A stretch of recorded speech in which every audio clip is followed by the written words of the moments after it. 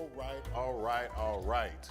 Welcome everybody to both those here with us and those joining us online. My name is Byron Sanders. I am very privileged to be up here for this conversation. I'm the trustee for Dallas Independent School District, District 5. We are in the historic and legendary John Lewis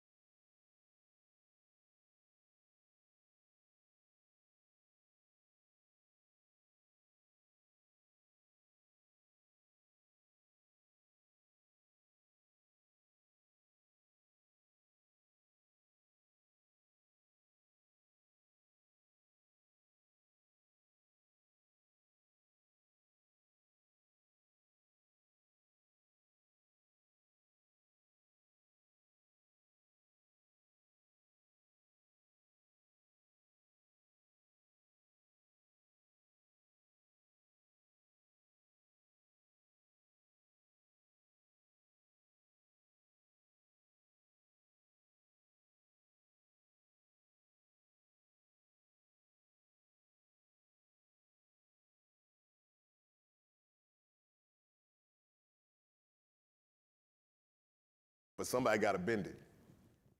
You're looking at some benders up here. So we're going to get into the conversation about how Dallas ISD, in its microcosm of the great United States of America, how it itself has been on a journey. Desegregation didn't just magically happen in this city. It didn't magically happen anywhere else.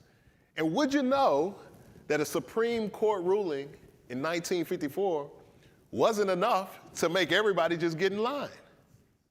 Sure, we had the court order, but we didn't have boots on the ground mandate. People had to make that happen. Mm-hmm. Social justice warriors had to make that happen. And we're going to be talking to a few of them here today. I'm grateful for us to dive into this conversation. And so I was thinking about it. I was going to introduce everybody with, like this long bio. Google the names that I'm about to talk to you about. I promise you, you're going to find a whole lot there. But I wanted to talk about them each from the perspective of a kid who grew up in this city. I grew up in southern Dallas, DeSoto, Oak Cliff, and I knew all of these names before I ever met them. Shirley Ison Newsom is the legend in education, not only in Dallas, but throughout the country. We're going to hear about some of her pioneering, but I'll tell you this, my mother, who's also here tonight, Molly Sanders, worked in the district for a long time. She worked under her, she worked in her areas, and so many people are on the tree of Shirley Ison Newsom's leadership. She got a lot of daughters and sons out here who have done some amazing work down the line, and you're going to hear why. Reverend Peter Johnson, he was one of the first persons I called when I got elected and we were about to open this school. Why? Because this brother here walked with Martin Luther King. Matter of fact, has been dispatched by him a couple of times to come to places. Matter of fact, that's how he ended up in Dallas in the first place.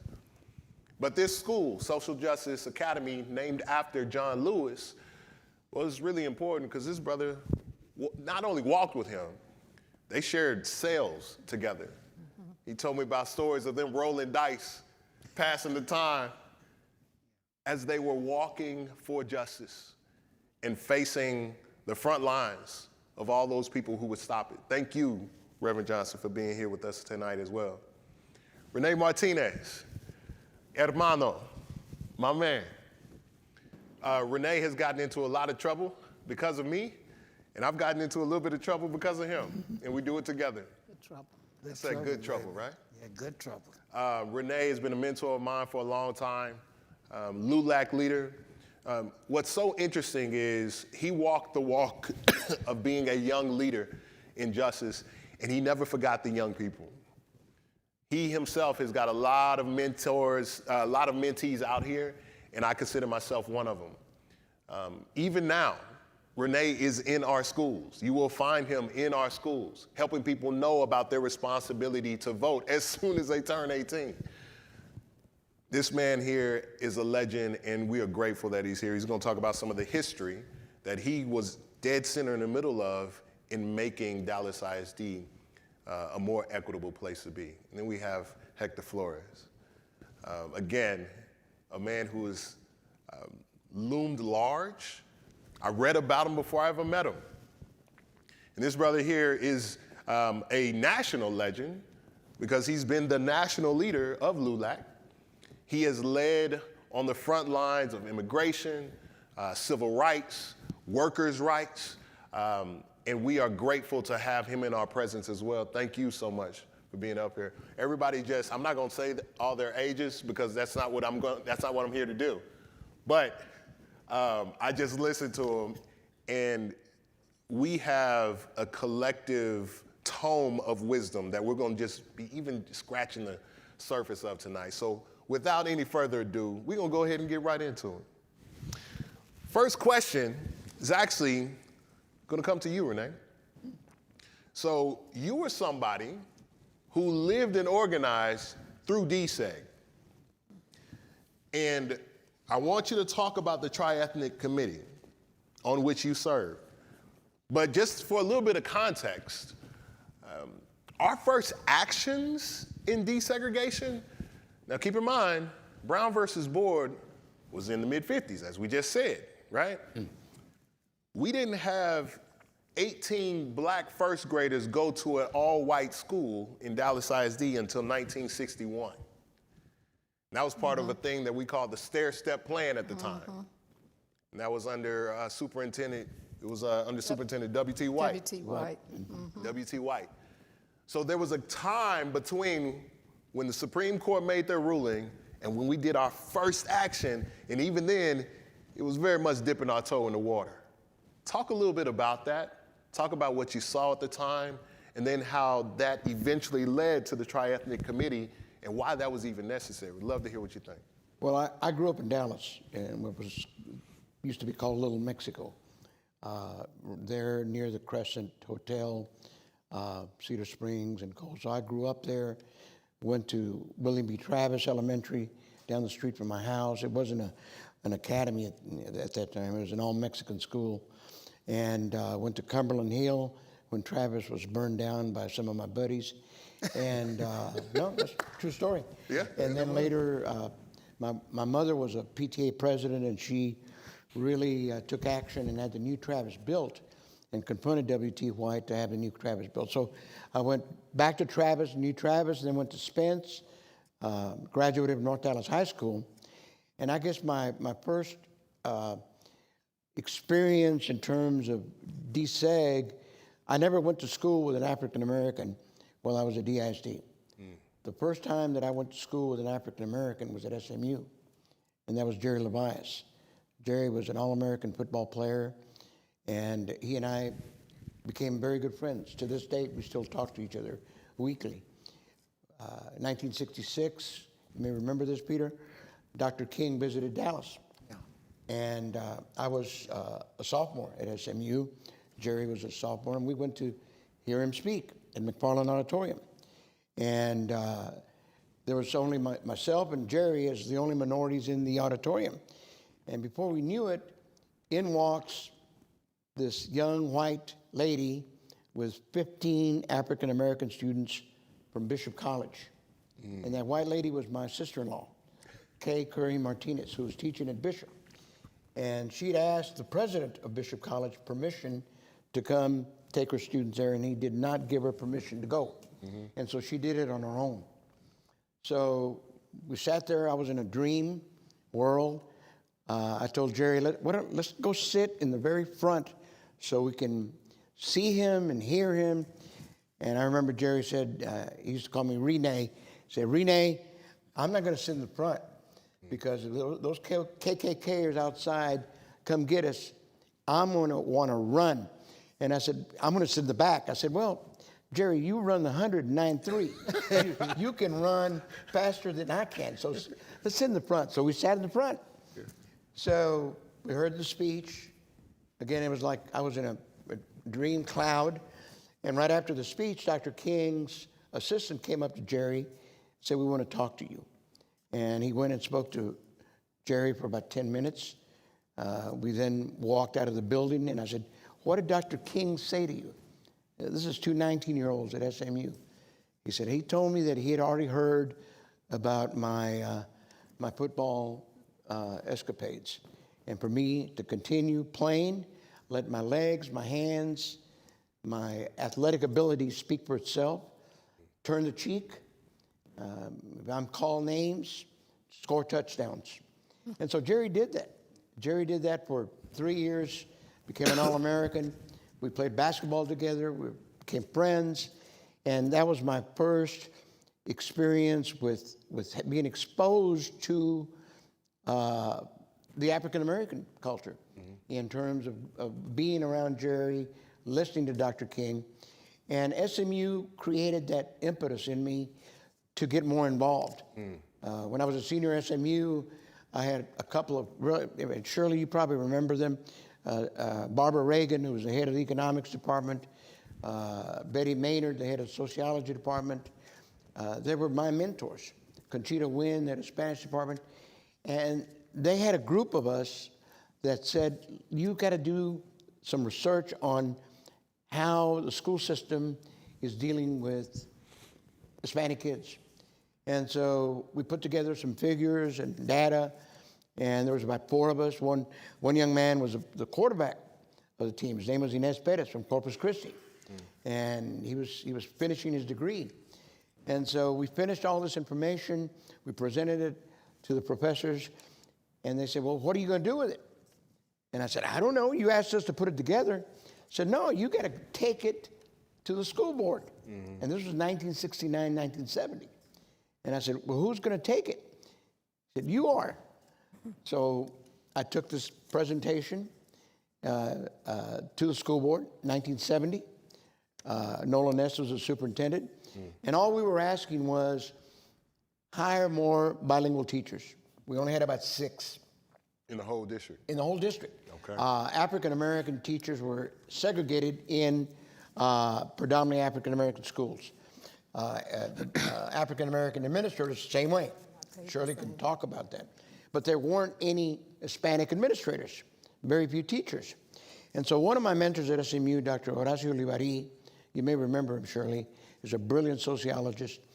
He went with me, and Nola Ness is the incredible man that he was. He was a political, savvy individual. He said, these are tremendous demands. We're going to do it. And so what he did, he's hired Dr. Olivari part-time to recruit teachers, to develop a bilingual program, and to hire more administrators. Half-time at SMU and half-time at DISD, 1970-71. Next thing that happens, TASB suit comes forth, and the school district is sued at that time. And right after that, at that time, Judge Mac Taylor appointed the Triethnic Committee with Zan Holmes and myself. Yeah. Sam Tasby, we have a school named after him now. We got the trustee in the room, Dan Mishke. Sam Tasby, his name is on a building because it was that trigger that moved us out of the slow your roll. And quite frankly, the blocking of desegregation, and it spurred us into a new world. And so that Triethnic Committee was pulled together, and when you say triethnic, white, black, Latino. 3 each. 3. 3 each. There was 3 of us, then Nine- expanded to 15. 9 people total. 15. Yeah. 15, absolutely, is expanded. And what was y'all's charge? The judge built us into the order. Mac Taylor was an incredible man. He was about 5'3". I happened to be in his office several times. He was appointed by John Kennedy to be federal judge. Oh, wow. He was a very impressive individual. And he basically said, I want you to be my eyes and ears with the implementation of this court order. I want you to see how schools are selected, where they're placed. You know, Pinkston had been built on a city dump, okay?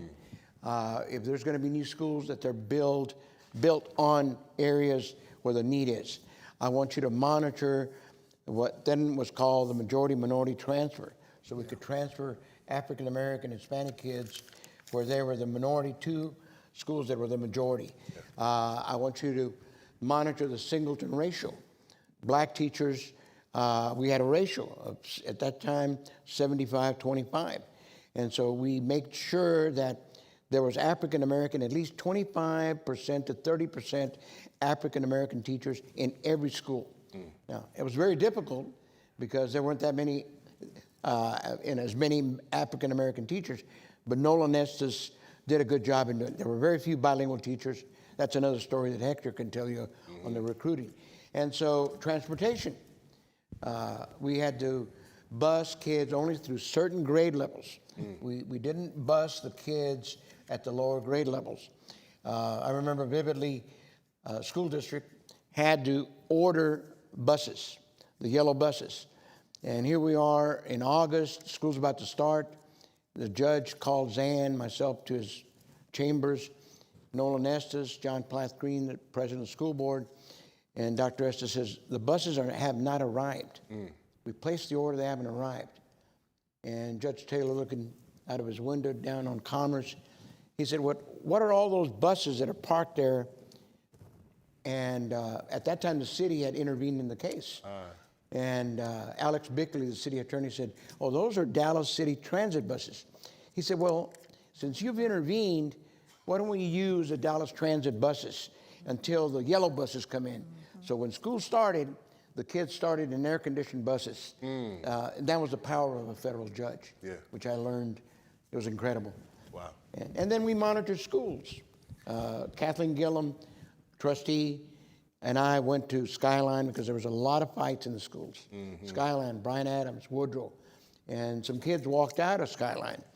Black kids that were going to Skyline were given one-way tickets to Africa in their lockers.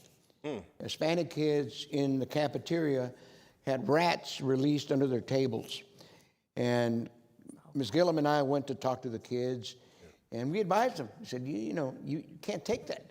It'd be nice if you all just go ahead and walk out. And they did. We had about 200 kids walk out and made front page. So we were visiting schools, hearing from kids, hearing from parents, and writing monthly reports to the judge. So funny how history repeats itself. We are on the back end of a whole string of walkouts last week with young people using their voice and using their feet, which was all youth-led, youth-originating, and everything else. Our job was to keep them safe, which we did, but those were young people's choices and decisions. You know, that kind of brings me to you, Ms. Newsom. Yes, sir. And so it's kind of funny. You're such a Dallas legend. I assumed you were born here. I assumed you were born here, you got raised here, and everything else. When did you even get to Dallas? I got to Dallas in 1971, right after. The year of the court order. Yeah.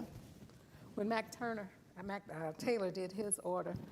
The school board, with the leadership of Nolan Estes, asked for a study of instruction to look at what the efficacy was of instruction. Because what had happened, they were busing the little black kids out. You know, busing was only one way, so we need to be clear about that. That's right. They were busing these black children to North Dallas schools, and when the buses would pull in, they would pull into the back of the school. They took the kids into the cafeteria, got the school started for everybody else, and then sort of, kind of let them have a little education. That's what led to the learning centers. The Black Coalition to Maximize Education. Yeah, I needed to sit back. Oh, okay, it was you, not That was me, me. okay. The Black Coalition to Maximize Education filed a suit against the district because of what was happening to those children. Yeah. And as a result of that, that's when the magnet schools, which was principally led and developed by Yvonne Ewell, and the learning centers, which principally was developed by Trustee Kathleen Gilliam and her little crew, came into being. Because if we're not going to send our children out north to be brutalized. And that's when Dallas became the first city in the country to have a programmatic deseg order, not a busing order, but a programmatic order. Talk to me. Yeah, help us understand what's the difference between that for all of our listeners. Okay, a busing order is just that. You throw the kids on the bus and you send them on out there, and whatever's out there is what they get. A programmatic order is one that looks at what the needs of kids are, and you structure specific programs to help them to grow. And that's what the centers were intended to do, and that's what the magnet programs were intended to do. To this day, Dallas's magnet programs are number one. If they're ranked in the country, they're number one in the country. And so that they have stayed the test of time for being very good. Learning centers were for elementary and middle schools. The first learning centers were in South Dallas, Madison, Lincoln feeder patterns, and that included Pearl C. Anderson, and Pearl C. was the only middle school because they opened up That was a feeder. They opened up day later as a middle school. And then about 3 years after that, we went back to court. The coalition went to court to fight for the West Dallas schools, and that's when the learning centers in the West Dallas opened up. I was privileged to be part of that team that developed both the magnet schools and the learning centers. And then when I became area superintendent, I was over all of the learning centers. Yeah. And 1 year I was even over, 2 years I was over all the magnet schools. I want you to talk more about the Learning Center model. Why did you design it the way you did? Well, the group designed it. The group. Yes, I can. You didn't take all of it. I'm not going to you take all the credit. I'll take but a little. But I'm not why gonna did take it y'all? Well, why did you all pioneer it the way you did? we pioneered it because we were looking at what the needs of children were. And what we do know is that kids who are engaged in meaningful activities outside of school, which is why we had the extended school day program, do much better inside the school day. So, and then we also made sure that they had reading teachers who were master reading teachers. In the state of Texas, one can be an elementary school teacher to teach reading with only 3 hours of reading. I mean, there's not a whole lot you can do with 3 hours of anything and consider yourself to be masterful. So part of what the learning centers did was pay for teachers to go back to get master's levels in reading and mathematics. We also put on those campuses reading demonstration teachers who would work with teachers to make sure that their growth continued, and math demonstration teachers. We had a very, very strong parent component. We had Saturday schools twice a month for those campuses. We had extended day.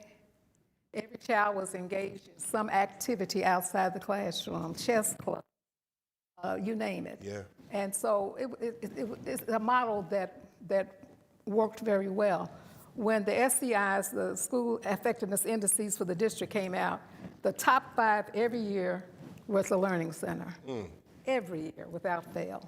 And these learning centers, just for context, were in the most impoverished areas of the city. The highest poverty levels were in South Dallas and West Dallas, and these were the schools that were performing at the highest level. Yeah, your mic keeps going in and out. Keeps No, going you're out? good. Okay. You're good. That's This perfect. good? No, this is good. So I want to, let's stay on that for a little bit because, matter of fact, you know, I said my mother's here. She was part of that opening team at Eladio Martinez. We had our South Dallas schools as well. These were defying norms. These were defying expectations. A lot of folks would say that, you know, you're not going to see the kinds of results that we eventually ended up seeing coming out of our learning centers. What was the kind of core behind all that? Well, I have to be perfectly honest that the learning centers initially started with an excellent blueprint But so goes the principal, so goes the school. Fair. And they did not always maximize the resources that they had. And not to pat myself on the back, but the first learning center became a recognized learning center, and then the rest of them became recognized and exemplary was when I took over. Okay, now.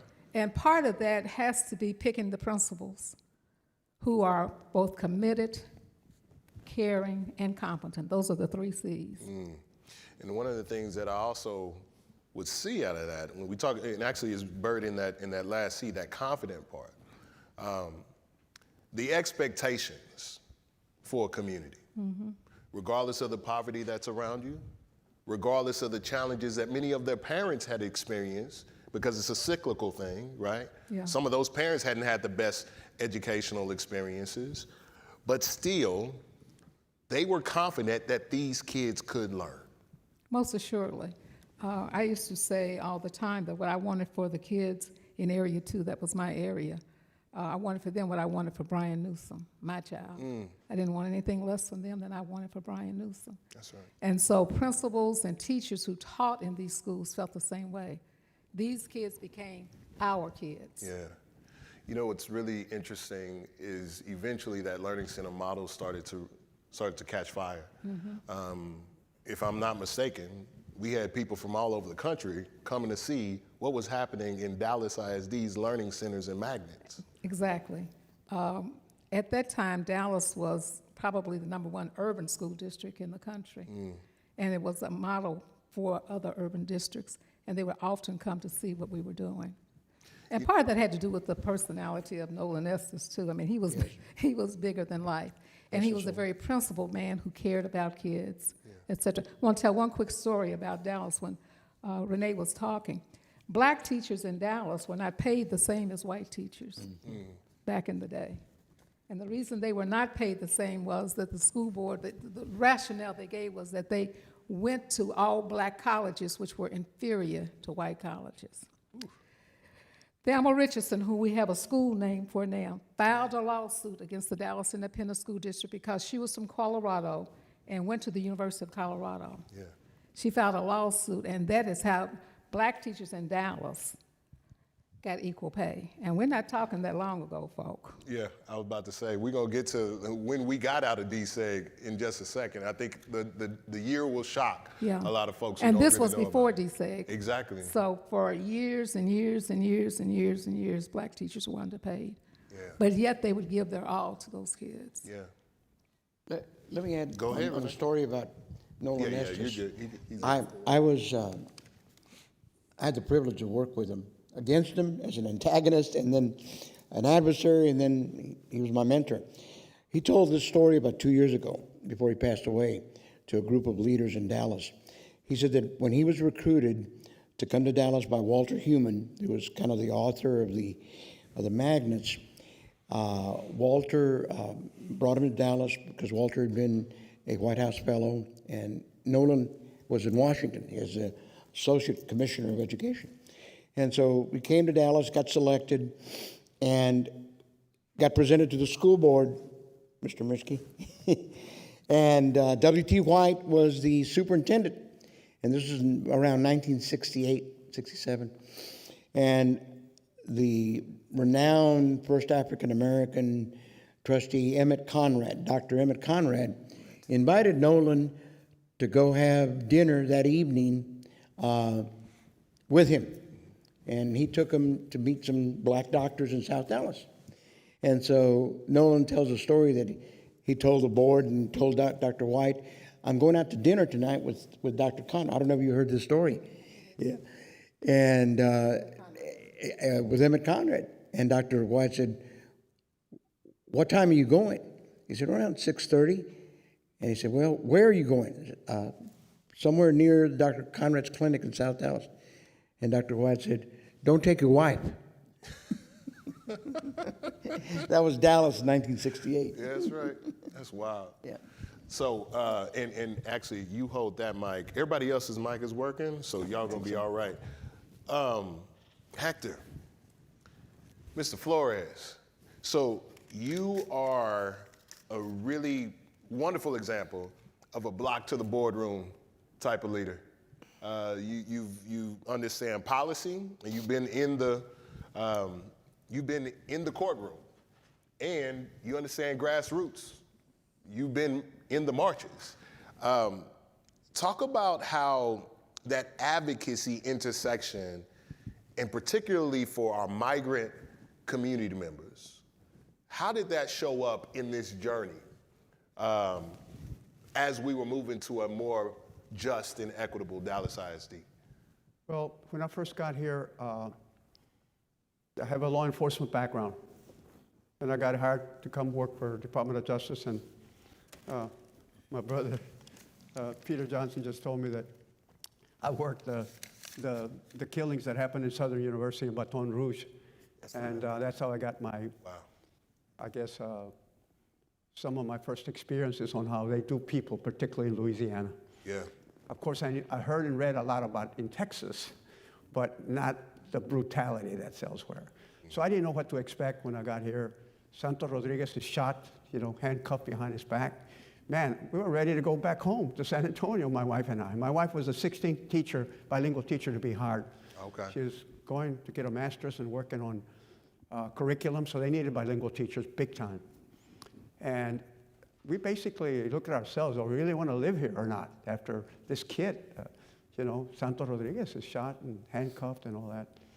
But as we met more of the people that were here that wanted to change the system, I just couldn't believe that there had never been any major demonstrations or riots, I mean, because they did not happen here in Dallas. Mm-hmm. Everything was under control. They had it all pretty well controlled. And as I worked, I also did, from Justice, they cut our funding like they're doing right now, so I wound up working at the Office for Civil Rights, Department of Education, even though I'm not an educator. Mm-hmm. So I went to work over there, and so I found out, everybody I was working with was either a teacher, a superintendent, or somebody. Mm-hmm. So, man, I hooked onto them and learning more about the business, how this business functions in the schools. Of course, our community was a growing community, and of course, we had a terrible, terrible dropout rate. Even African Americans had a terrible dropout rate. Yeah. And so how do you change that? It takes a lot of time on the efforts of the teachers and the principals and everybody working, from the cafeteria worker to the custodian, working the system. Yeah. We can help you. Stick with it. We're going to change this. A lot of people just drop out. They don't think they're going to go anywhere. But, for our community at the time, I remember the court order 44-44-12, 44% white, 44% African American, 12% Hispanic. Wow. And now we're like 74% Hispanic and about 19% to 20% African American, maybe 5 or 6% both Anglo and Native American. So it's changed dramatically. I had read some research that had projected that our community would grow because of our birth rate, the in-migration of people from the South and elsewhere. Yeah. So, but how do we handle them?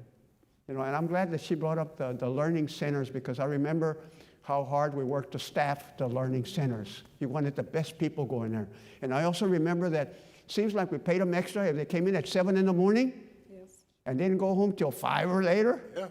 And so those teachers were committed to change them. And of course, as more of the changes that occurred, the social changes that occurred, and you're having more kids continuing their education, I can recall one thing that I really admired, that through the court order, the teacher aides could go to community college, and they were underwritten. Mm-hmm. And then we hooked them up to TWU and to A&M and to UTA. And then so not only were they were going into the system. At SMU? Yeah, SMU, where my wife went and got her master's there at SMU. So this was a change that was having remarkable results as far as I'm concerned. It's taken a long time, but I think all that work that was done now has put us where we're at. It created that foundation, I think, that we now are enjoying, that our children can go just about any college in this country and even out of country, because the kids are being prepared. And I know that it took a lot of time. When I worked at OCR, I was going to be transferred. Department of Justice recruited me back. And so I worked another 5 years with them. I'm about ready to be transferred to Atlanta, and I said, I don't think they have any tortilla makers over there in Atlanta. I don't know if I want to go over there. So one of my friends that worked in HR, Robert Brown, Dr. Robert Brown actually wanted me to come and work for him. He and Richard Tankerson was another young man. He said, Hector, come on here. We got a job for you. Don't go to Atlanta. I said, well, I don't want to relocate my family, but I need a job. He goes, look, with the kind of time and effort you've put in all these civil rights organizations, and you travel all over the country and all that, I think you could really help us in implementing the court order. I said, well, I'll give it a shot. I'll give it a shot. And my partner became Red James. We went everywhere. There wasn't any historical black college we did not go to, or Hispanic or HACU, where they have the Hispanic serving institutions. Yeah. We went everywhere. I mean, he and I were on the road constantly. And we were always, we came up with different ideas where we could utilize the staff that we already had on board, and we would make them ambassadors to go back to their college. And we'd actually pay them some money, to go in and recruit for us. Yeah. And because, we were two guys. So you implement a court order, that's not going to happen. So we also had to depend on the principals and the resources that they could bring to the table, because, you have all the fraternities and the sororities. Man, we have to have all the black churches working with us. They would let us do the ads on their little bulletins that go out. I mean, we had everybody participating. And I wanted to say that while we were in there discussing the Dallas Alliance Education Task Force, everything was centered around busing. The Anglos were very adamant that they did not want to be bused anywhere. They wanted balance in all the classrooms. That was not going to happen because of where we live. Yeah. And it was just, I just recall that some of the people that were part of our group, we said from the Hispanic point of view that we wanted our kids to stay at home the first 4 years. And after that, then we were ready for them to go elsewhere. And consequently, that's where the learning centers were so important. You had to have, a very capable learning center in the neighborhood. Exactly. The resources to go to that neighborhood, to make sure that they're not going to be sending them to the Catholic preparatory school and elsewhere. They can't afford it anyway. Yeah. So I think those ideas that were hatched and to address the needs that we had gave us a lot of validity on what we could do in this community. And I just marvel at sitting in there with Mr. Charlie Cullum, and we're talking about the facilities that we had in South Dallas and West Dallas that just, I don't think we could pass any inspection. You know what I mean? Yeah. And he would say, well, why can't we have a bond election? So, well, how much do we need? I said, well, we could start with one at about $100 million. My goodness, I couldn't believe here's a guy supporting that we should have and upgrade all the facilities. And you know what? The rest of the people said, let's do it. And we did do it. Yeah. These kinds of things that I admire people that love the city and want to change it for the better for everybody. And Hector is being humble. We went from 18 bilingual teachers. He then went to the school district as a recruiter and hired over 1,000 bilingual teachers over a period of 10 years. So now we have the largest dual language program in the country because of a lot of his efforts in recruiting. And he decided to go south. He went to Mexico, he went to Chile, Argentina, Puerto Rico. I had to fight the border a little while because they didn't want me to go outside the country because it's politically not acceptable, right? He recruited 250 Puerto Rican teachers. And some of those teachers now are principals. I'll tell you this. I went to a TESOL conference, which is not elementary bilingual because TESOL is at the higher levels. So I went over there to a TESOL conference and I hired 6 people on the spot. Every one of them became a bilingual teacher, got a master's at SMU, and became a principal. Wow. Also for 6. So I knew I was onto something. And not only that, I had in my family, I call them Chicken Ricans because they're Puerto Rican and Mexican. And so I knew a little bit about the culture and history and very capable people. I don't care, just like the Filipinos that I hired, they would pass any test that I put up for them.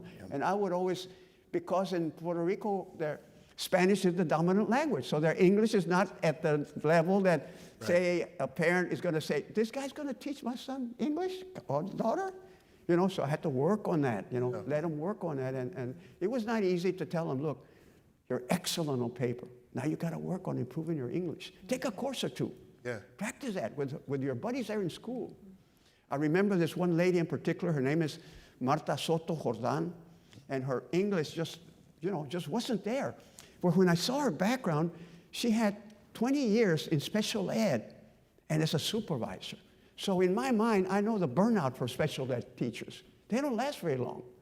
To keep them there, not easy. So I reasoned, this lady has got to have something, you know, in her mind, the commitment to be there and be a supervisor. And I said, well, and I would give them an essay. Okay, tell me about discipline. Tell me about your philosophy on education. But I was not only looking at what they were writing, I was looking at their grammar to see if they're going to write a note to a parent. And, you know, you do all these things, okay? Yeah. And this lady, I got her hired, and I went to a friend that was from Laredo, this lady, and knew my wife very well because they had gone through the program together. And I said, look, she needs a lot of help in improving her English, but she seems like she's got all the credentials. She said, don't worry, I'll take care of her. So she put her like an assistant, mind you, to help her because the school was almost all Spanish speaking on East Grand. I don't remember the school, but it's on East Grand because I'd go visit to make sure she was making progress. And she said, she started setting up all the meetings with the parents. She was very organized. And I said, Marta, you know, you're going to have to take the test, so you got to be prepared. So, oh, I'm ready. Oh, I'm ready. And I couldn't believe it. Not only did she do elementary, bilingual elementary, she did mid-level. Believe it or not, she also passed the superintendency test. She took them all. She had the background to do it. I couldn't believe it when I saw all the credentials she got. First Puerto Rican principal. Wow. At Coward. And then she worked out at Coward, and she worked for a principal before she became the principal. She was running the school. And I told, because the guy had gone to college with me, and his wife, I don't know if you recall Dr. Pruneda, who used to work with Santillo. Oh, yeah. Remember? Yeah. And so they were married, but the guy, he was never at school, man. And, you know, I always feared for her that something could happen and he's not there. You know, these kinds of things that go in your mind when you see something's wrong. But thank goodness the guy retired, went elsewhere, and they were ready to find a principal there. And I told Dr. Steve Flores, you know, Steve, Marta has been running the school for 8 years. She deserves this school. She knows the parents. She has really helped the school. Sure enough, she was finally placed there, and I was so happy to see her because she deserved. She earned it. She got a shot. No, that's great. That's beautiful. Go ahead. I was just going to say the one thing, as Hector's talking and Renee and Peter, the one thing that we've got to remember that change does not happen just because. That's right. There has to be a push from without the system and within the system. Of course. And so the remarkable change that has taken place in the Dallas Independent School District from a segregated system where children of color were treated less than to the district that it is today that has wonderful, wonderful programs. That's right. It does take the push from without and within. I can remember the Black Coalition to Maximize Education. Renee was one of those that was pushing within out. Yeah. And I and several others would meet with them, and I would help them to write their letters to Superintendent Nolan Estes. And Dr. Estes would get the letters, and he'd walk around to our office. I was working with Yvonne Ewell then. And he said, I got this letter. I need y'all to help me to respond. So I was writing the letter to the superintendent. And Ms. Ewell would say, well, you know, Shirley's a good writer. Take a look at this and write a response to them. And I said, well, Dr. Estes, give me your 5 points, and I will write them in. And he said, well, I think so-and-so. What do you think? I said, well, I think these are the 5 points that you might want to consider putting in. It's good trouble. Yes, good trouble. So Shirley, So you have to be within and Yeah. without the system to make the right. system change. As I look at the children today who are walking out of schools, but it was during the civil rights movement that it was us young folks. I was one of those.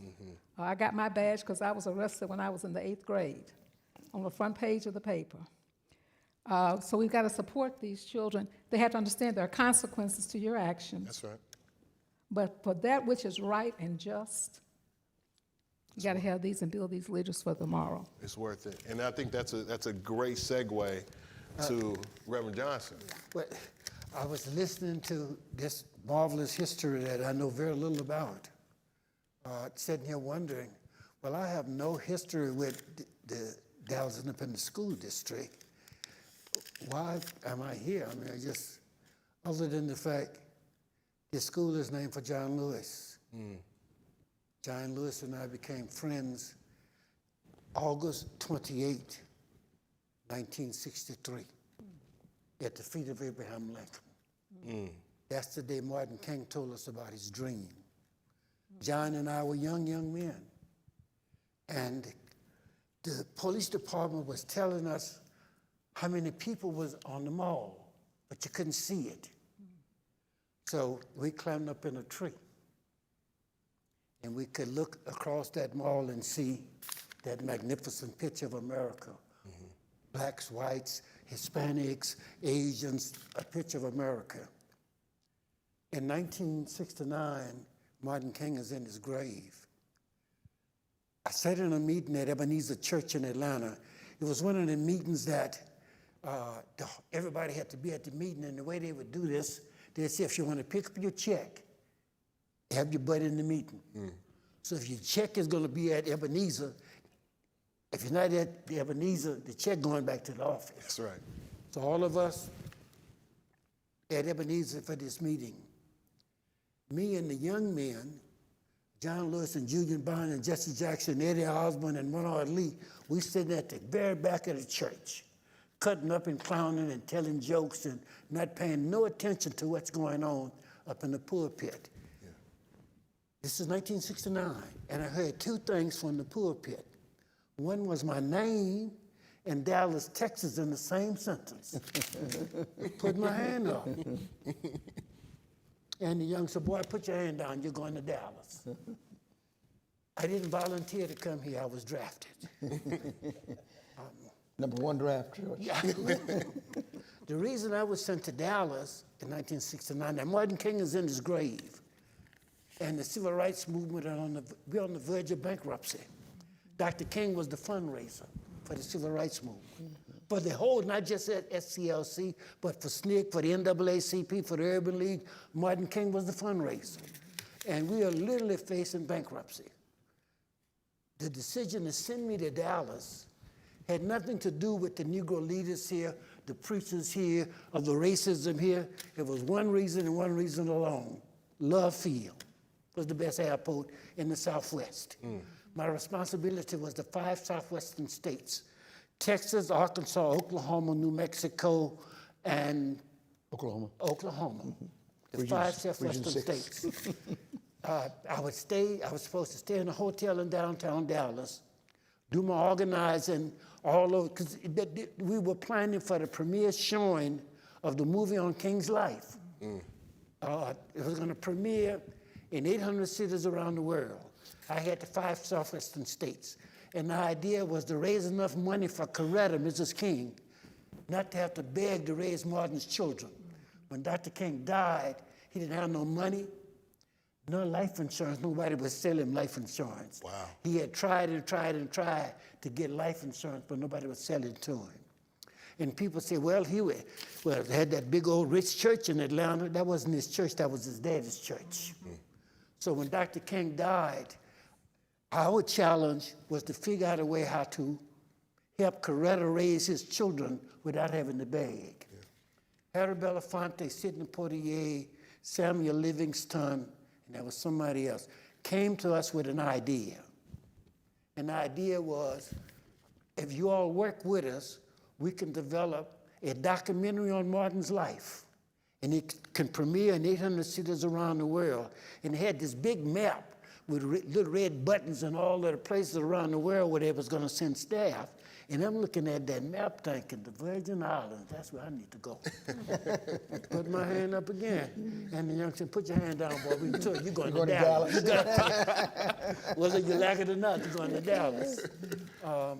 Came here in 1969, strictly for the premiere showing of King's movie. I had the 5 southwestern states. My orders was, don't get involved in nothing in Dallas.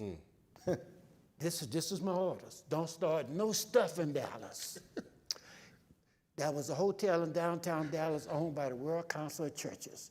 Everywhere there was those hotels, we could stay there and pay taxes on the room. Didn't have to pay for the room. Okay. That's where I was supposed to stay. Don't get into nothing involved in Dallas. Don't get the preachers mad at you. No, don't start no mess in Dallas. Just stay out of, don't start no trouble. I'd been here 3 days. Somebody knocked on my door in my hotel one night. Go to my door, because I didn't know nobody here. Lip.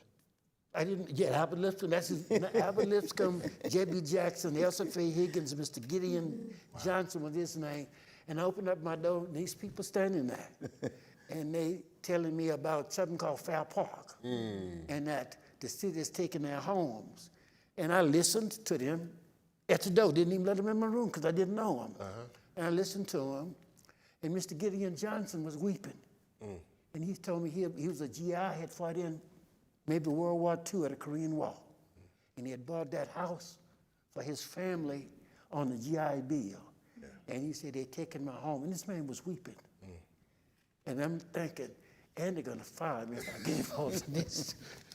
I listened to them and decided that I would visit the Fair Park and tour it with Albert Lipscomb and J.B. Jackson and Ms. Higgins and Mr. Johnson. And we toured. 3 days later, I toured the Fair Park, going door to door to door. And everybody I talked to loved their little wood frame homes, told me how long they had been there. Their children had grown up in this. It wasn't houses, this were people's homes. And the city was taking their homes. And I'm trying to figure out how can we help these people, because if I get involved in anything, Andy's going to fire me. You talking about Andrew Young? Andy was my boss at that time. But I knew we had lawyers that could help. But how can I convince SCLC to get involved in Texas and in Dallas? They had no commitment at all to this part of the country. They didn't even consider this the South. This was the West. And the argument was the civil rights movement is in the South. Texas is a part of the West. Frank Hernandez was one of the only lawyers, civil rights lawyers, to get involved with SCLC. Big help to us at that time. He was the only one when Ernie McMillan had the demonstration. He defended Ernie McMillan. Frank went to A&M, went to SMU Law. A lot of Mexican Americans in the community. He was my mentor. Didn't like him because he was aligning himself also with African Americans. And so we took heat. I took a lot of heat for having friends that were African Americans. But Frank stood out and defended Ernie McMillan in court. And so there was very few of us. Let me tell a story about Al Lipscomb, because that's another icon that a lot of people don't know. We know that there's a street named after Al. One night, it was in 1971, 72, Al, myself, and Reverend Zan Holmes, who was my pastor, Shirley's pastor, we were driving to Fort Worth to go talk about block partnership. Block partnership was this concept between the Council of Churches and African American churches. It was a partnership.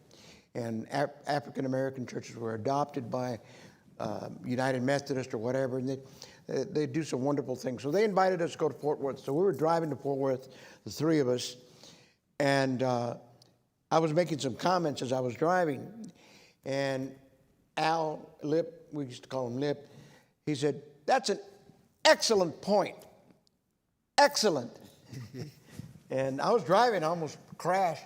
I said, "Lip, what did you do before you got involved in civil rights?" He said, "I was the best boot-licking waiter in Dallas." And I said, "Where?" He said, "You name it. The Adolphus, the Baker, La Tunisia Hotel, La Tunisia restaurant over there by Exchange Park." I said, "La Tunisia? I used to work there. I was a busboy." "What station were you on?" He says, "I was the front station." I said, "Lip, I was your busboy I worked with you in the late 50s.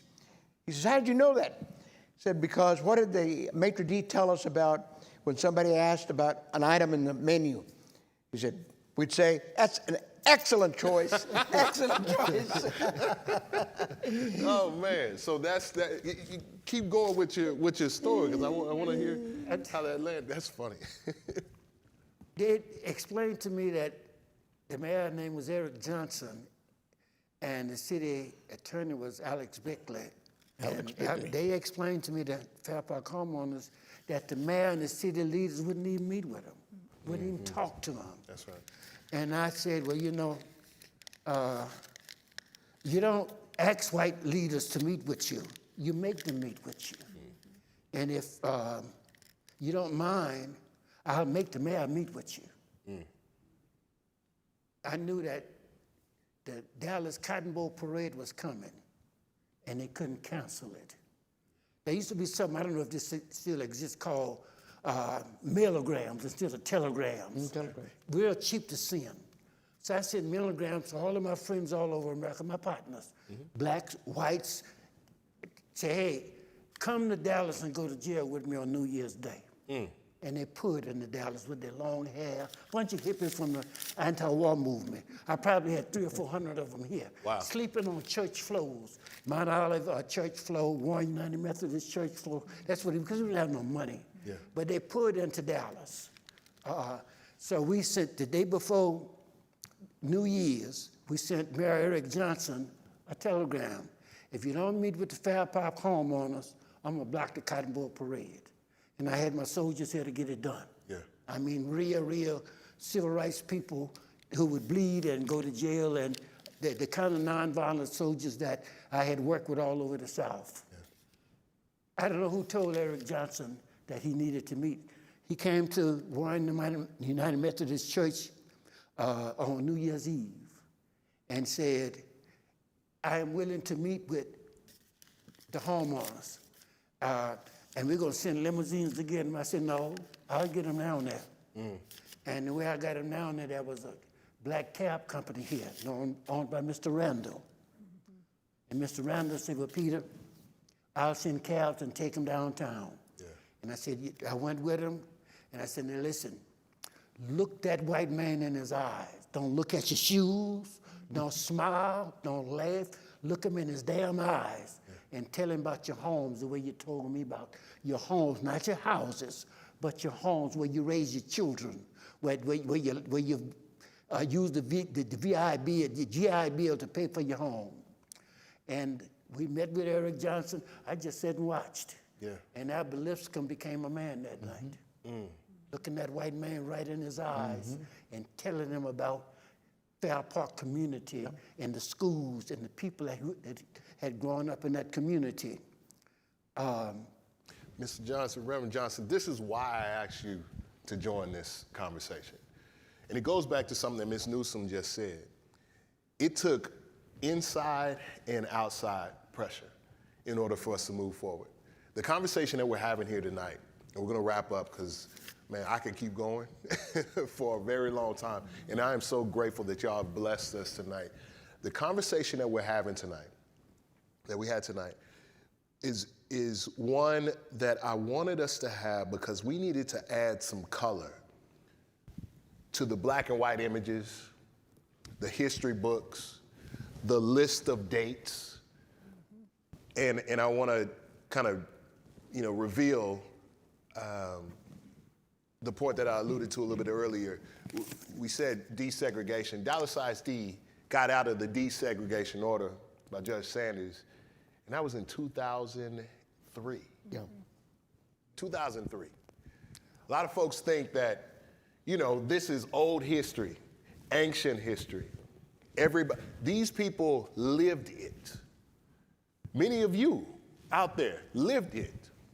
We are not that far removed from a time where we had to fight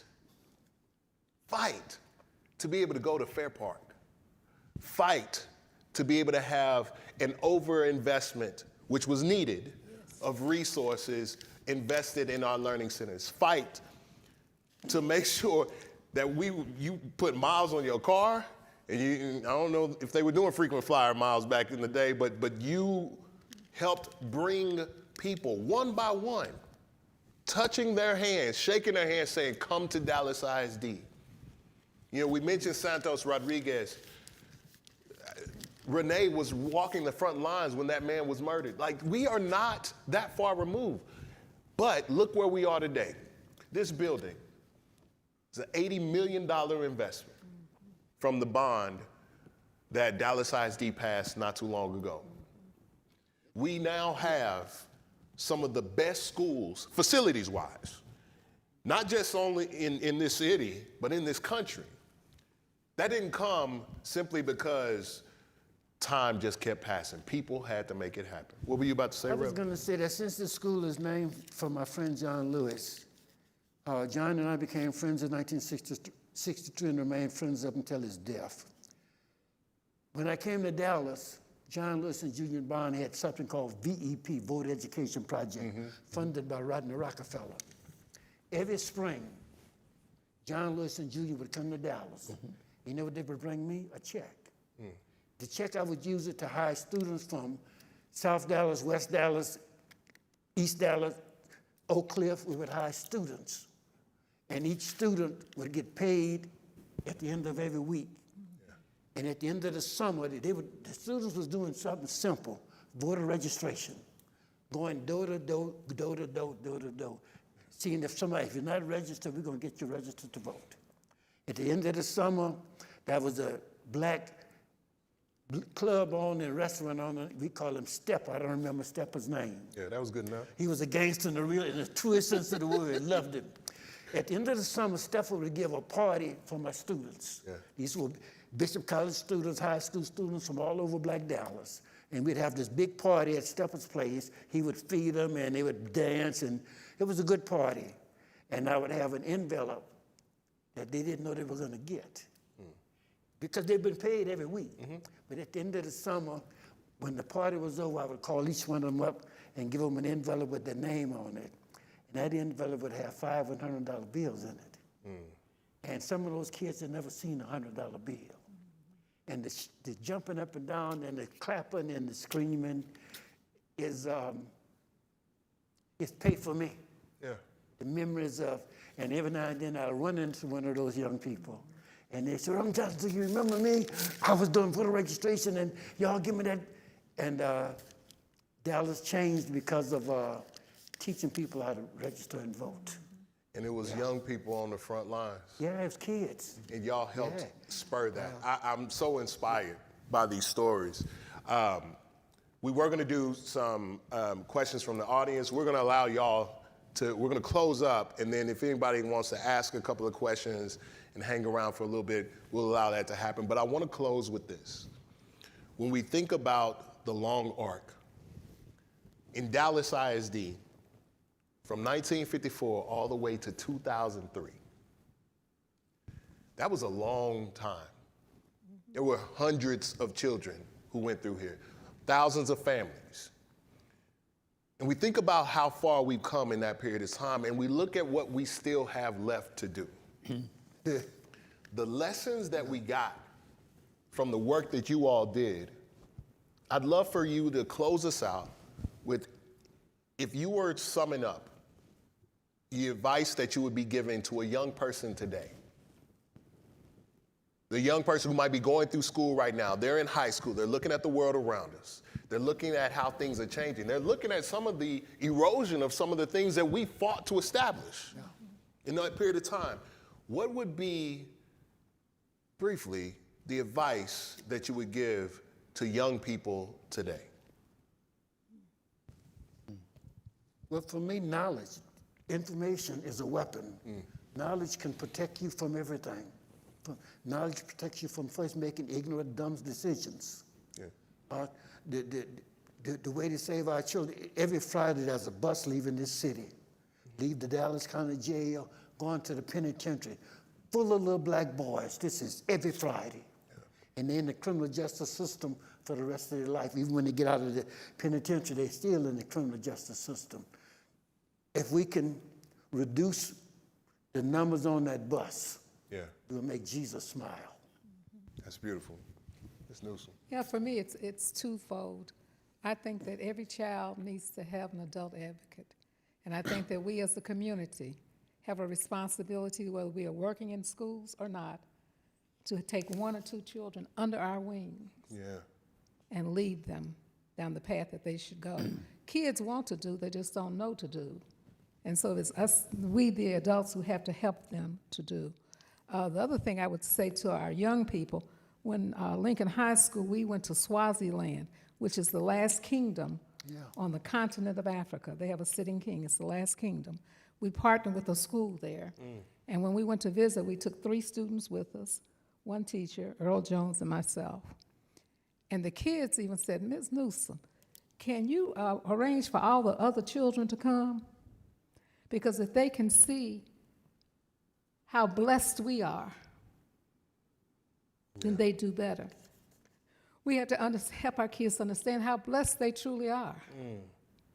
When you look at the rest of the world and what kids are not getting, and they take for granted, but we allow them to take it for granted, and we've got to stop that and help them to see the blessings that God has put in their lives and that they are blessed to be a blessing to others. You got to do better so that you can help somebody else do better. That's what I would say.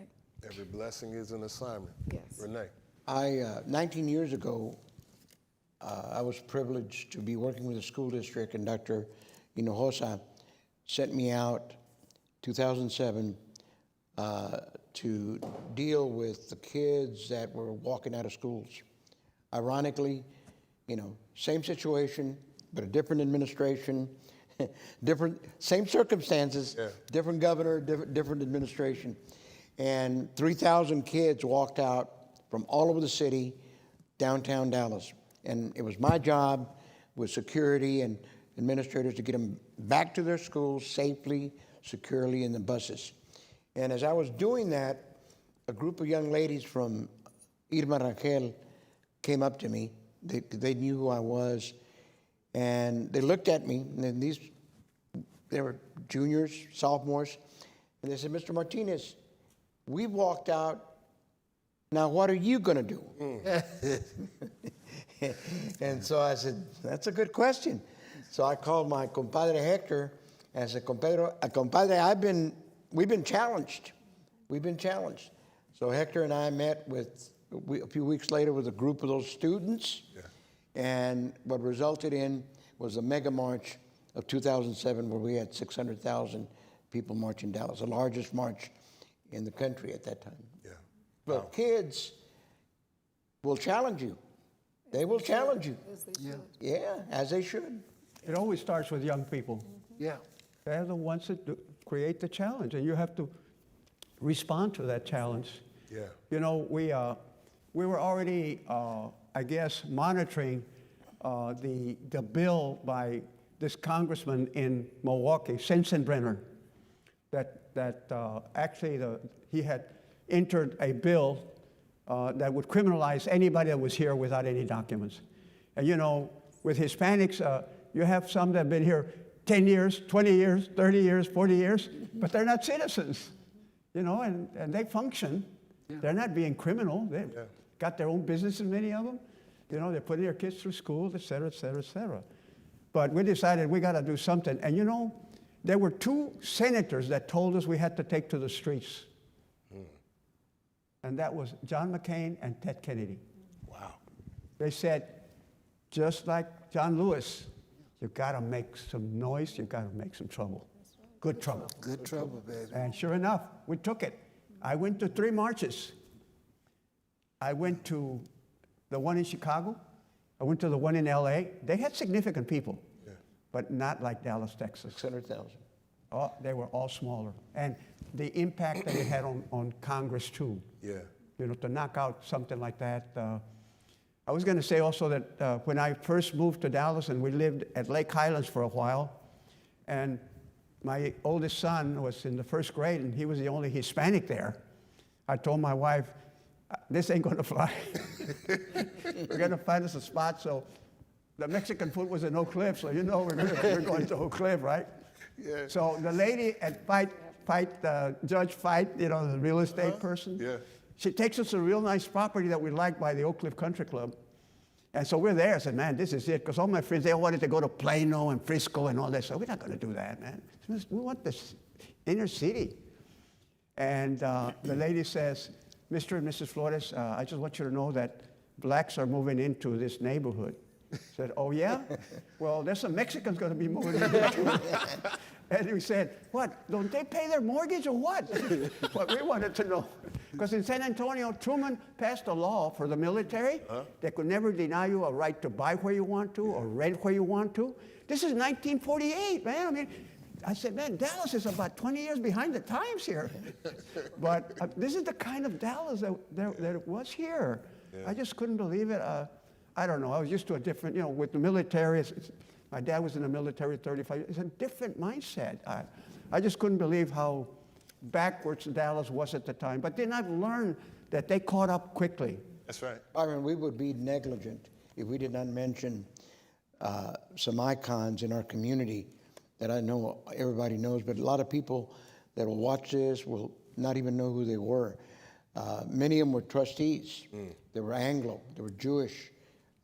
Jan Bromberg, fantastic woman. Dr. Marvin Berkeley, Dr. Dan Foster from the medical school. Yeah. Levi Olin from Temple. Yeah. These were icons that were our allies that we would turn to and say, we need your help, we need your vote on the school board, but more than that, we need your support. And a lot of young people have not heard of these names. Annette Strauss and her husband, Annette Strauss Bob and her Strauss. husband. I could have never gone to Leadership Dallas because I couldn't afford it. $2,000. She has a reception at her house, says, don't worry about it, we'll take care of it. Yeah. Renee reminds me, one other thing that I would want people to remember is that Dallas used to elect its board members, citywide. Yeah. When single-member district came in, Yes. that's when you had equal representation Yep. of blacks, browns, and whites. One vote, one person, one vote. One person, one vote. And it has made a difference in how the school district responded to the children of color. That's a great point. So we thank you all. That's a really good Let me point. just say one thing about John Lewis and regarding this generation of our children. John Lewis was deeply committed to something called nonviolence. John was beaten more than once, never fought back. Our children is shooting at each other. Yeah. We have got to talk to our children about the violence against each other. Yeah. And we must not ignore this problem in all of our communities today. Exactly. On that note, thank you all so much. Let's hear it for this panel. Living history. Living history. Thanks again to Next Generation Action Network. Thanks again to Principal Monique Page. She was here a little bit earlier for opening up this beautiful facility. And shout out to everybody. We're going to keep it rolling for the Social Justice Week. All right? Thank you for the opportunity. Absolutely. Appreciate you recognizing John Lewis, man. Absolutely, man. Absolutely. Thank y'all. So,